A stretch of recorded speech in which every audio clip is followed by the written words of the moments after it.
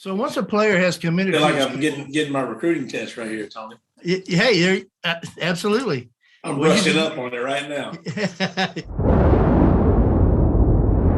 Hello, everybody, and welcome to this week's show. And welcome, one and all. And if you're a student athlete and you're looking to be recruited or want to know how to be recruited, this video is for you.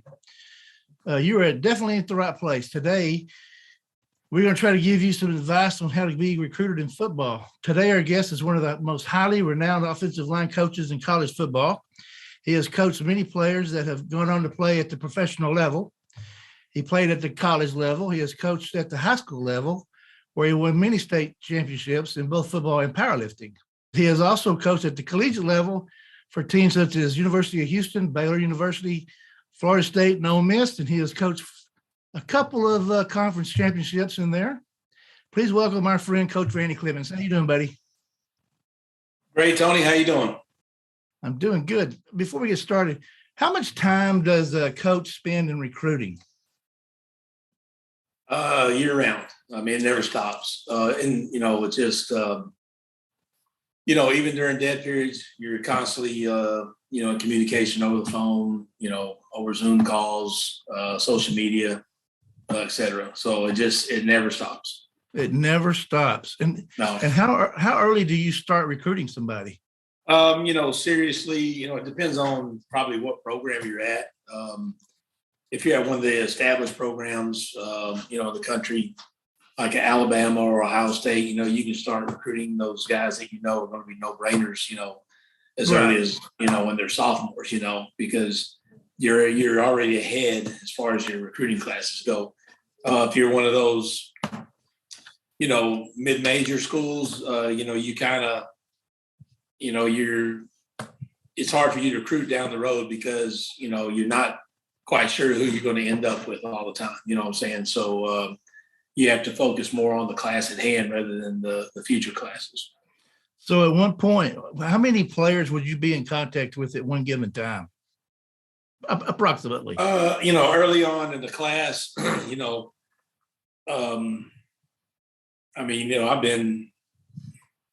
been recruiting, as many as 100, for 5 spots, that includes seniors to be and juniors to be and that type of thing. That's unbelievable. Let's say you go on a visit. What is a coach able to buy as far as, are they able to buy you lunch or dinner or can they spend any money at all in the recruiting process?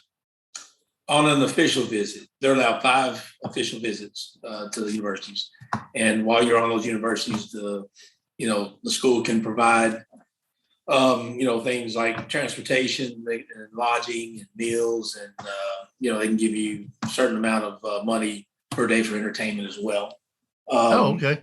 If you go on unofficial visits, the only thing the school can really provide you with, they can provide you with transportation on campus to tour facilities and things like that, and then they can actually give you tickets to sporting events that are on campus, as long as they're not postseason. Yeah. Gotcha. So once a player has committed, I feel like I'm getting my recruiting test right here, Tony. Hey, absolutely. I'm brushing up on it right now. You should have enough experience. How long have you been coaching? 30 years. This is my 30th year. Oh my gosh. Well, you should know this by the back of your hand. Yeah, so 12 in high school and the rest in college. Wow. So once a player has committed to a school, can they back out or are they locked in at the last minute? Yeah, the commitment deal is just an agreement, a verbal agreement. That's really all it is. And even though there is a commitment made, there always should be a plan B on both ends for the school's,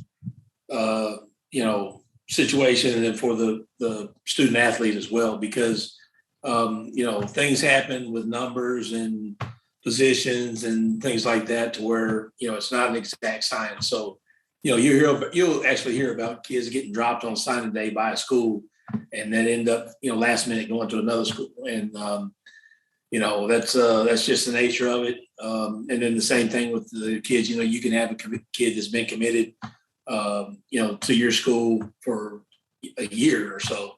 And then on signing day, he'll flip flop or whatever. You see that stuff all the time. So it's just a verbal agreement. But the the wise thing to do would be to make a plan B on both ends of that.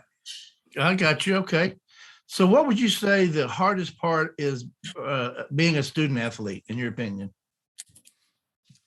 Well, the biggest adjustment that kids have to make is time, because, you're being a student athlete in the college level, you're expected to do what a regular student does, but you got half the time because half your time is automatically going to be devoted to athletics, So, your time management is probably the biggest thing that you'll have to, pay attention to. But nowadays there's so much support for these student athletes that, their schedules are all made out for them. So there's really, there's not much free time in there, so, but, it's a full load, it's not, like I said, not much downtime and, managing that time is pretty crucial. I bet it is. Absolutely. How important would you say a high school coach is when it comes to an athlete being recruited?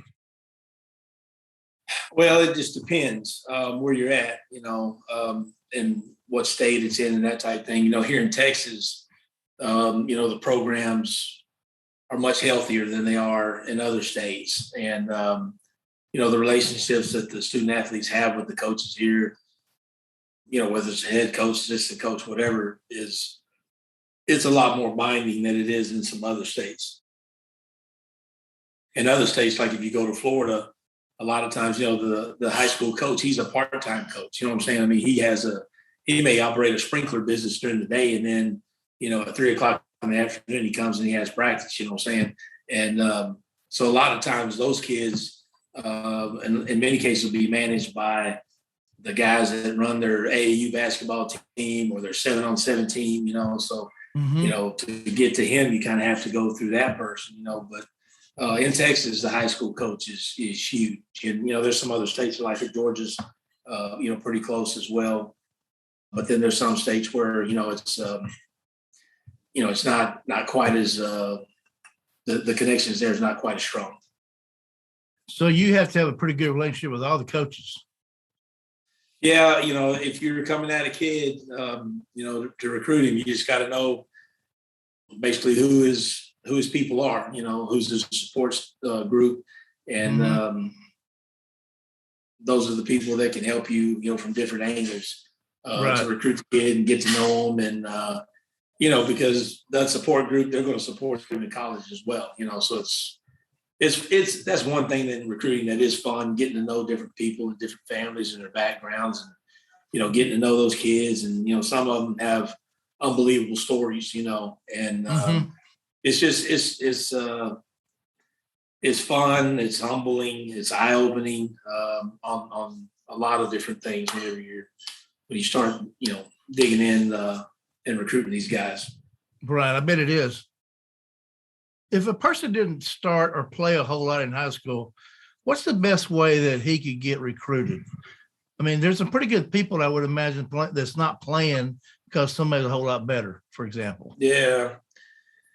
It depends on what high school, if you're at one of those schools that has a lot of prospects and let's say you're playing a spot, where there's only one of those guys on the field, then maybe, your best chance to, it's kind of like the trash kid at Florida. He was a camp guy, and you can go and you can impress people at camp if you're an unknown or you're not getting recruited. So I'd probably say that. And, there's lots of opportunities for camps and for guys to get seen, all over the place during the summers. Yeah, I was going to ask you about those camps. So they're pretty beneficial. Yeah, if you're not getting recruited, there's definitely a way that you can go out and, compete in front of some different eyes. So, like if a person in a small town go to one of them camps, what's somebody that you found? What's the person that's the smallest school you've ever found somebody, or the location that you've actually found somebody that you recruited? I think. The Laquan McGowan story was pretty unique. He was actually at Boys Ranch up northwest of Amarillo. I mean, out in the middle of nowhere. I literally thought that, they were going to have to follow the vultures to find me, when I went out there. Yeah. But if he would have stayed in Dallas, where he was originally from, he went to Carter High School, but he ended up going up there, and it worked out great for him. He had a good support staff up there, and it allowed him to have a future. And get into college and make a mark for himself. Yeah, that's great. So explain to us what a walk-on is. Yeah, so a walk-on is basically a kid that's coming out for football who's already a student at that college. There's certain rules for walk-ons, but you have to be, admitted. And then there's what they call recruited and unrecruited walk-on. If you're an unrecruited walk-on, it's actually beneficial to you, because you can actually, let's say that you're good enough to play and they ended up wanting to put you on scholarship, they can actually do it sooner if you're unrecruited than if you were recruited. But it's basically a guy that's in the program that's paying his own way, basically. Kind of like a 12th man some places sometimes. Yeah, exactly. And, one of the fun things about being in a college program, especially an established one, is, once you get a good walk-on program in there, a lot of times you'll see it on social media a lot during fall camp. These coaches will have the meetings in front of the team, and they'll give the kid that's been there 3-4 years, oh yeah, scholarship, and it's a big time moment for those kids. Yeah, I've seen that. That's pretty cool too, by the way. Yeah. So, okay, here's a question for you. What is the difference between a red shirt, a gray shirt, and a blue shirt? So a red shirt. Okay. A lot of shirts there. Yeah. So red shirt is the one that you've heard about the most for the longest. Basically what a red shirt is, and it's changed over the past few years. Used to be basically you came in as a freshman and all you did was, worked out on the scout teams, and, you went to school like everybody else, but you really didn't suit up, maybe for a few home games, but you didn't suit up with a team that you weren't going to play. Right. Now they've given the red shirts the freedom to play in as many as 4 games, and then you can still have your red shirt. So that's huge. It's basically the 5th year for your education is what it is, and some kids want to play now, some kids they want to play later. I coach the O-line, so we always want to redshirt those guys because it's tough on a kid from high school coming and playing college against some grown men in a lot of cases. So absolutely, yeah. So basically, you're looking at if a kid, let's say his first year he plays at 19, 20, 21, 22, 23, is he going to be a better player at 19 or 23? And you say he's going to be a better player at 23. So that's the way you always want to look at it. But it just depends on the caliber of kid you're dealing with. If he's one of those kids that's freak in nature and, he's not going to stay all 4 years or whatever, then you get him out there and play him as fast as you can, Right. Now, what about a gray shirt? What's a gray shirt? Okay, a gray shirt. So, you have scholarship numbers each year. Each university can sign, start off blank slate. They can sign as many as 25 per year. Okay, new scholarships. A lot of times you'll recruit a kid and, maybe he's on your plan B list. Maybe he's your, 1A or 1B kid, and you get all the prospects that you wanted. You fill your 25 up, but you still want this kid. You offer him a gray shirt. And that means basically that he sits out for that first fall semester. He can go to school. He just can't take any more than 11 hours. And then come January, that spring semester, he's put on scholarship. Okay. And it's actually a way that those kids can actually get an extra semester of school, because it's just like a midterm enrollee from high school at that point. You know what I'm saying? He can go through spring ball, and then he has the option to redshirt in the fall or play, so his clock doesn't start till January as opposed to September. Okay. And then lastly, a blue shirt. Okay, so a blue shirt is pretty new. Basically, best definition for that is that if you were, you ran out of spots, and you basically didn't want to, use an initial on a kid. Okay, one of your 25 spots, you could have the kid come and walk on and stay there, basically for a year, and then you put him on scholarship. Basically, that's a blue shirt deal. Okay, all right. What are some of the things that you look for in a player or an athlete when you're recruiting? I know the obvious answer is, 6'5", 300 pounds. What are some of the things that are the X factor, so to speak? So the first thing you want to ask a kid is, does he love to play football? Because there's a lot of kids, especially, the more talented kids, they got a lot of attention growing up, and they maybe didn't have to work as hard as some of the other kids in being good at football in high school. But when you get to the collegiate level, everything's a lot more competitive. You find out really fast who are the guys that really love football, who's the guys that really love to work, who are the guys that really love to compete, Mm-hmm. And so those are the guys that, I'll take a shorter kid over a big, prototypical kid if the one loves football more than the other, you know what I'm saying? Because it's just going to be more successful in the long run. Mm-hmm. So that's the first thing I'm asking, and everybody's different, but that's what yeah. Now, we've already talked about the camps, so it's pretty beneficial for people to go to camps. Have you ever recruited somebody that you overlooked, you found in camp? I mean, I don't know about overlook. You just maybe weren't aware of them, Oh, yeah. It's just, you get those, juniors to be or seniors to be in your camps. And, there's always a kid that maybe you didn't get to go by during recruiting and seeing during the spring, but you wanted to, but you just, your schedule, you couldn't make it work or whatever. You recruit the kid, you get him on the phone and say, hey, won't you be at the camp at such and such a date so I can evaluate you, So a lot of that goes on, Right. And because, it's hard to see everybody, Sure, absolutely. So especially if you're coaching O-line or you're coaching DBs, you're talking about, 4 or 5 guys on the field at one time. So it's hard you're going to have more prospects to look at. So it's hard to hit everybody. Gotcha. So there's a question here. Somebody wants to know, can you explain us the complete process of being recruited? I mean, you can simplify it, obviously, but you find somebody you want and then go from there and then to when they sign. Okay. So you want me to explain how? Yeah. Just the step-by-step deal? Yeah. I mean, if you can. Yeah. So, let's say you're in a program where, let's just say the seniors to be basically, okay.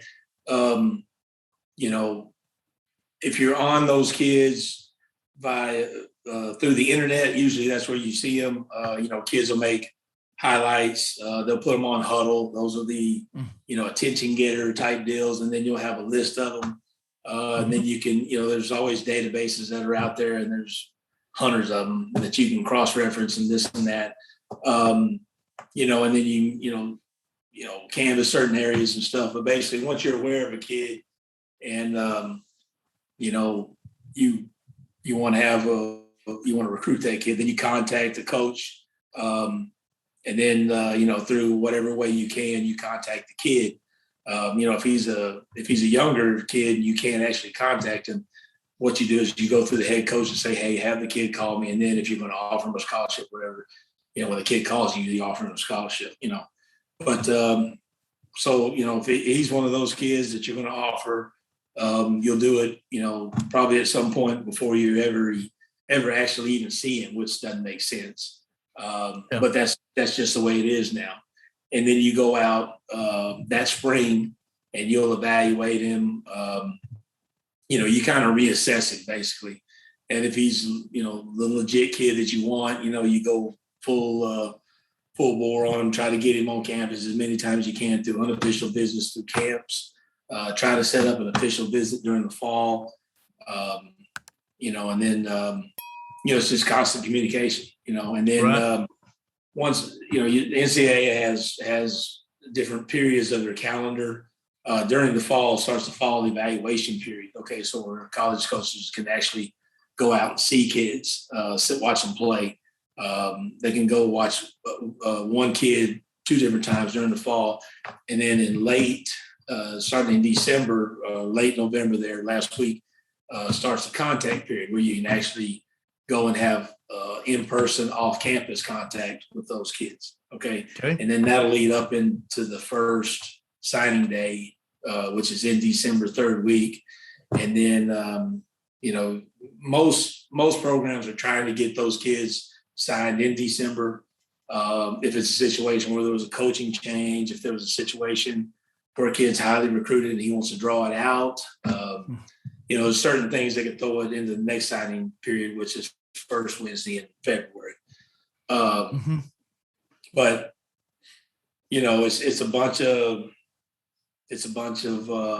social message stuff, text messages, Zoom calls, FaceTimes, a whole bunch of stuff, producing Twitter edits. Oh my gosh. A lot of stuff I'm not good at because that's not my wheelhouse at all.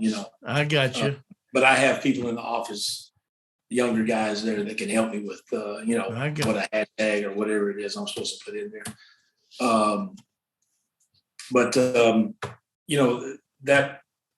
That'll take you up to signing day. Okay. If it's a kid that you weren't sure about, you'll try to, like say there's a kid that you're on the fence about offering or whatever, you saw him in spring ball, you're thinking, well, the kid's okay.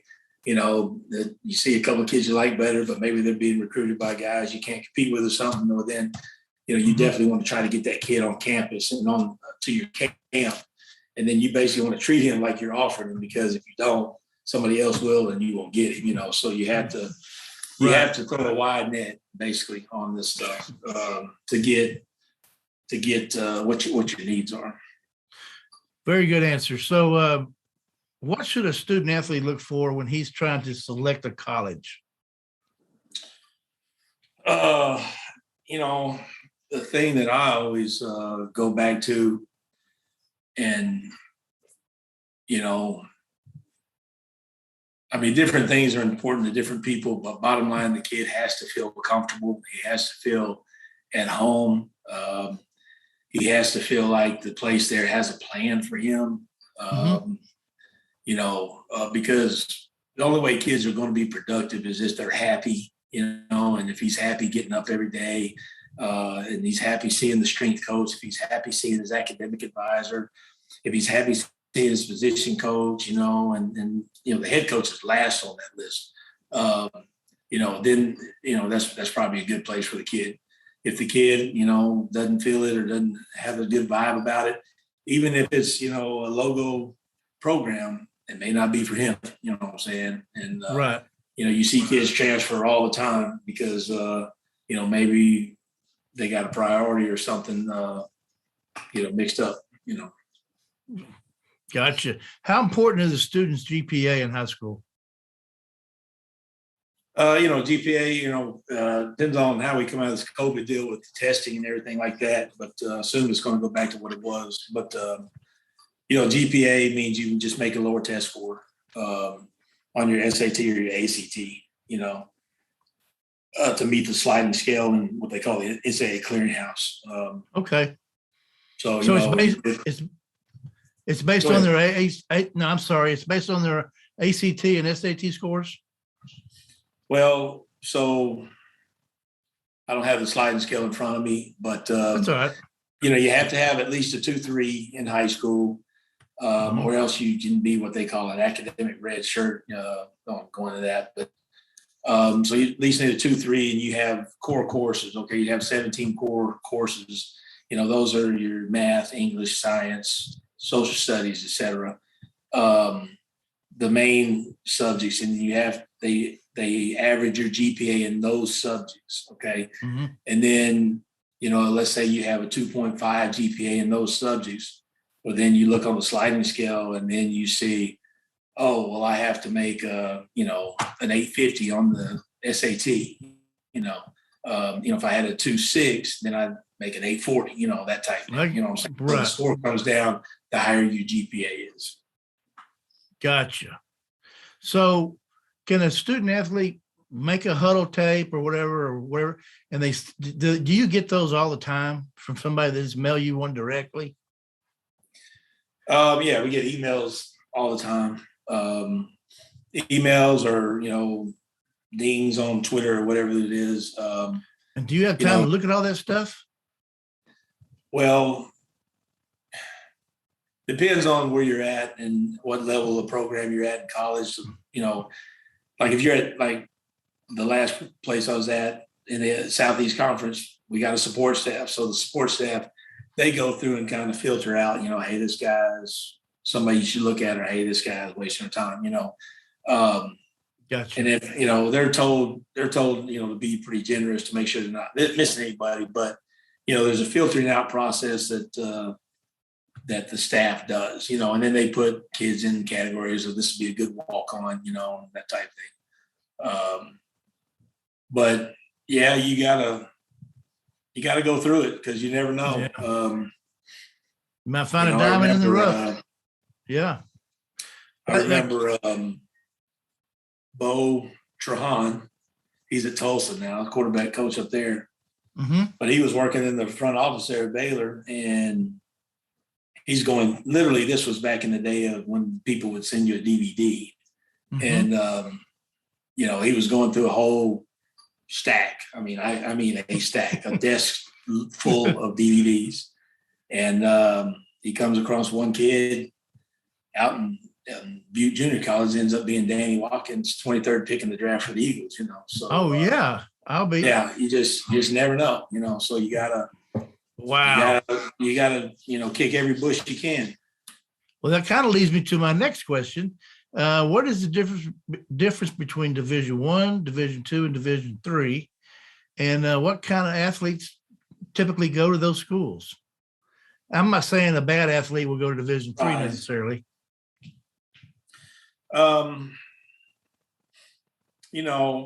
The Division I schools, the kids, they look prettier, what I'm saying? They're taller. They're, a little bit, their measurables are a little bit better. As far as they get recruited that way, you start talking about Division II, everybody's a little bit shorter, everybody's a little bit slower, but the Division II schools that are successful, they usually get the bounce back kids from some D1 school. Mm-hmm. And the good ones, they'll have 4 or 5 on their team that are basically difference makers, at that level of competition. And then Division III, same thing. It's just like it's about 1.5 inches, 2 inches, in height. You're coming down each division, not that, there's good players at every level, but sure.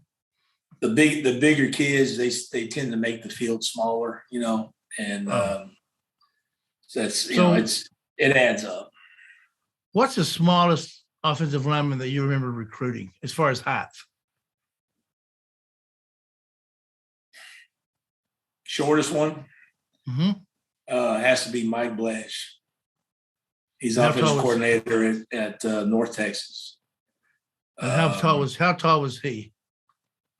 I think I'm a little taller than he is. He'll say he's 6'2", but he was a really good player, and he fit our program really well, and he was very productive his time. That was when we were at the University of Houston. He was really, really productive. Yeah. Oh, okay, good. So there's hope. There's hope for everybody, right? So if you put good film out there, Absolutely. So we kind of touched on this earlier as far as the student athlete schedule, but how much time what kind of schedule does a college athlete have as far as classroom versus the practice time? Yeah. So there's there's morning practice teams and then there's afternoon practice teams. Okay. And I think it's getting where it's used to be everybody practicing in the afternoon, but now it's getting about 50-50 morning to afternoon. The morning practice teams, they'll get everybody up early, may have a weight workout, they'll make breakfast mandatory. And then, they'll get everybody into the meeting rooms. And then after the meeting rooms, they'll get on the field. That'll be blocked up probably all the way till right at noon. Okay. Once that's done, then basically you cut the kids free. They go to all their academic appointments all in the afternoon. Okay. Mhm. And then if you want to bring them back during the afternoon, you just find that window where they're not doing nothing or whatever that they can come back for you. If you're afternoon practice team, then basically you're squeezing everything in before lunch, after lunch. So you might be able to get a meeting in before they go to class, but then they're going to be booked up, probably until about 2:00 as far as class goes. And then after that, they can come to afternoon meetings, and then you're on the field somewhere probably in the neighborhood of 3:30, 4:00. And then you're practicing until 6, and then you're off the field. And, there's usually, supper and then academic appointments in the evening for them. That's a pretty busy schedule. Yeah. It's like I said, it's not much free time for those guys. You got to really want to do it. it. Yeah, absolutely. So how much time do you spend as playing the role of a mother or father role to these kids? Because they're away from home. Do you spend a lot of time doing that? It depends on their background. A lot of these kids got great support at home, and they're very involved, and they don't need as much on your end as far as that role goes. But there's some kids that don't have, especially a male role model at home. Might have been their high school coach. In a lot of cases, you end up taking the place of that guy. So it just depends. I mean, everybody's different, but you run into a lot where kids, they just didn't have the support. Absolutely. And for a lot of cases, it's the high school coach that was there for them, or the AAU coach, or the 7-on-7 coach. Somebody took interest in the kid and helped him get to camps, helped him get on his unofficial visits, helped him to get to be seen, help him get recruited, So we always talk about that with those kids all the time about, somebody helped you get to where you're at. Always make sure you tell them how much you appreciate and thank them for it, because not everybody's got that, So. Absolutely. Yeah, you guys wear a lot of hats. I know you do. So I have 2 questions left for you. Than anything you want to throw in there. We're always hearing about the portal now. The portal. What exactly is the portal? So the portal is a transfer vehicle for kids. Basically, let's say I go to your favorite school, UT, and I'm there. I'm not feeling it. I'm not getting to play, or I'm not getting looked at like I think I need to. So I can, at the end of the semester or whatever, I can enter. It doesn't have to be at the end of the semester, but I can enter the portal. I have to notify the compliance department and tell them I want to transfer. I want to put my name in the portal. That's all you do, basically. So you put your name in there, and basically it's like you go on the waiver wire. Okay. So then everybody at the collegiate level, they see, hey, this 5-star kid out of high school, he's unhappy and he's on the waiver wire. So now the recruiting for him begins all over again, and it's a mad dash of trying to get the kids on campus, unofficially or officially when you can, to try to get them recruited to you if he fits one of your needs. So this is pretty new, isn't it? Well, they used to give you the one-time transfer deal, but you had a penalty, and that you had to sit, or if it wasn't for that, you could be a grad transfer, so you graduated from your school, and then if you made the case that, hey, my school doesn't have this master's program that I want, this other school does, I'm going to transfer it there, because they got the program. That's the way everybody did that. Right. But now the one-time deal passed now. So basically, you don't have to have those parameters for kids to transfer now.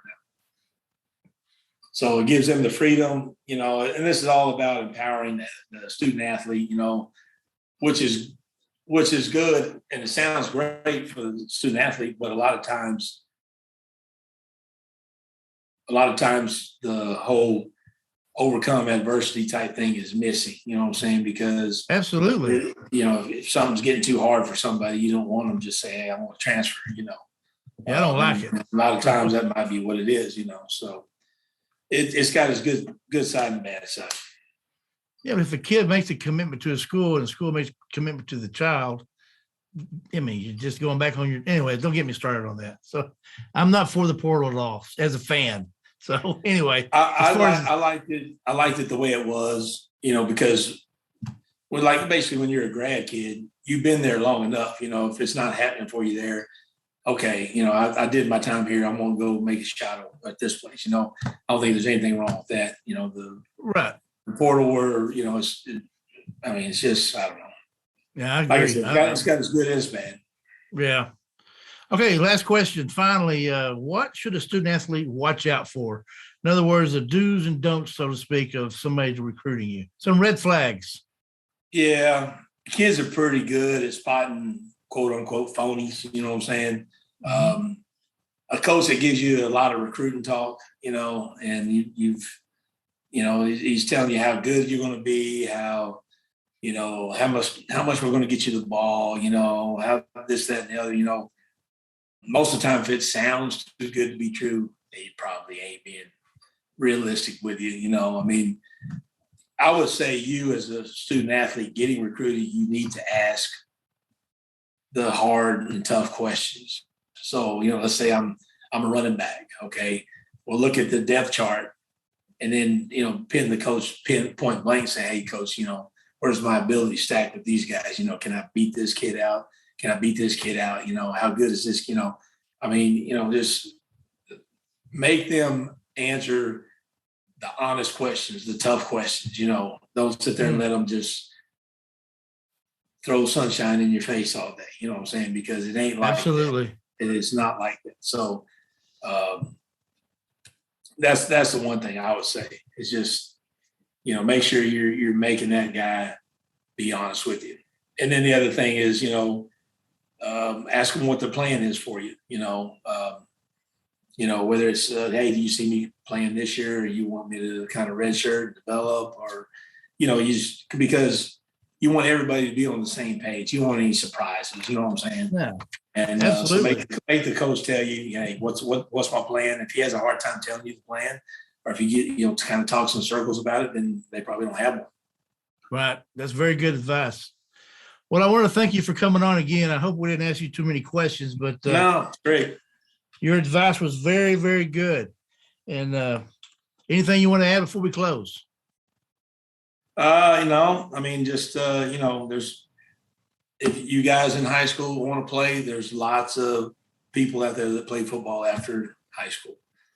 Lots of different levels, so there's probably some place for most everybody to play. You know what I'm saying? Somebody has a role. Mm-hmm. So that's something you want to pursue it while you're young, because you can't do it when you're our age. Yeah, absolutely. And that's the truth. All right, Coach Clements, we thank you for your time. Thank you for coming on. And we thank you for watching this video, and tune in for more videos. And until next time, peace out. God bless.